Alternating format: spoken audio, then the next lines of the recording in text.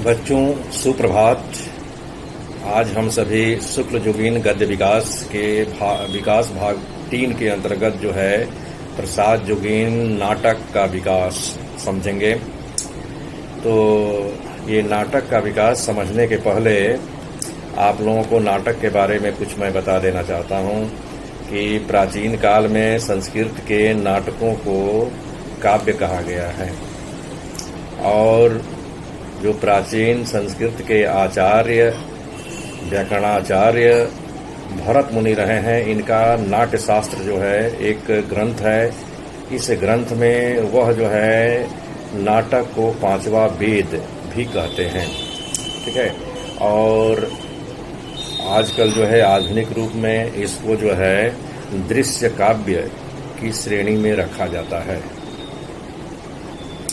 अब मैं आप लोगों को आधुनिक हिंदी में पहली जो है कौन सा नाटक माना जा सकता है, तो प्रथम जो है हिंदी के नाटक का अवलोकन करने पर हम सभी पाते हैं कि भारतेंदु हरिश्चंद्र के जो पिता थे गोपाल चंद्र गिरधर दास, उनकी जो है नहुस जो नाट्य रचना है उसको हिंदी की प्रथम नाटक माना जाता है और इसकी भाषा जो है ब्रज है। अब मैं शुक्ल जोगीन नाटक का विकास आप लोगों को बता रहे हैं। तो आप लोगों को ये बता दें कि जिस प्रकार से आचार्य रामचंद्र शुक्ल का जो समय था, जिसको शुक्ल जोगीन कहा जाता है, इसमें व्यक्तिगत रूप में शुक्ल जी का हिंदी गद्य के विकास में निबंध विधा के रूप में सबसे ज़्यादा है। उसी तरह से नाटक के विकास में इनके समकालीन जयशंकर प्रसाद का योगदान सबसे ज़्यादा है। तो ये परंपरा रही है कि किसी भी गद्य के विकास में जिस साहित्यकार का योगदान सबसे ज़्यादा रहता है, उस गद्य के विकास में उस साहित्यकार के नाम से जाना जाता है।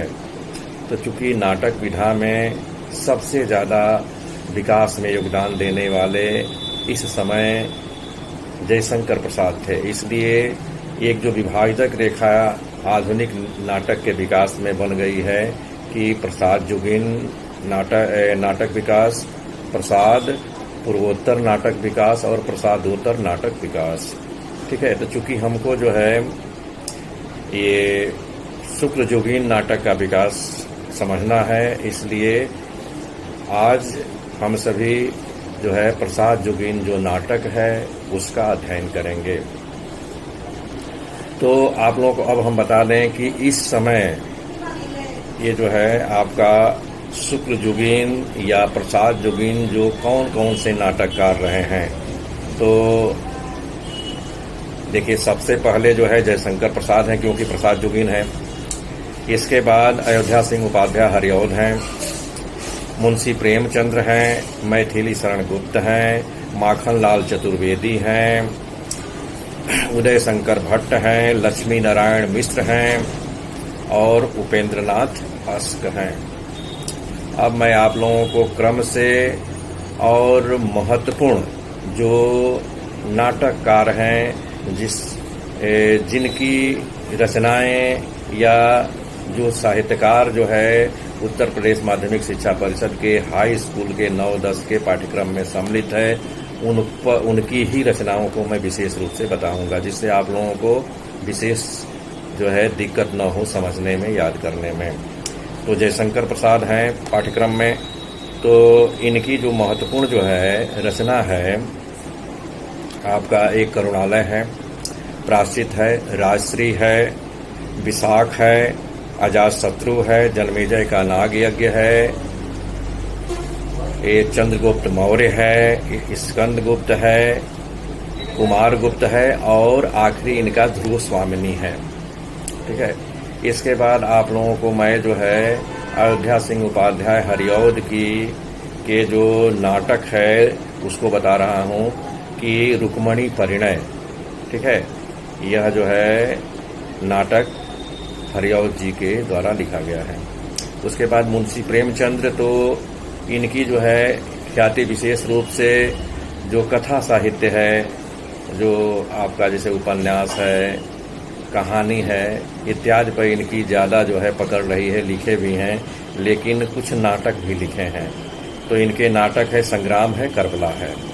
ठीक है, पुनः मैं बता देता हूँ, संग्राम है और करबला है मुंशी प्रेमचंद्र के नाटक। इसके बाद मैथिली शरण गुप्त, जिनकी ख्याति विशेष रूप से एक कवि के रूप में है, लेकिन बहुमुखी प्रतिभा संपन्न थे, इसलिए इन्होंने जो है नाटक पिठा पर भी अपनी लेखनी चलाए हैं। तो इनका जो है नाटक है तिलोत्तमा और अनग। इसके बाद माखनलाल चतुर्वेदी, जिनकी उपाधि एक भारतीय आत्मा के रूप में थी, इनका जो है नाटक है कृष्णार्जुन युद्ध।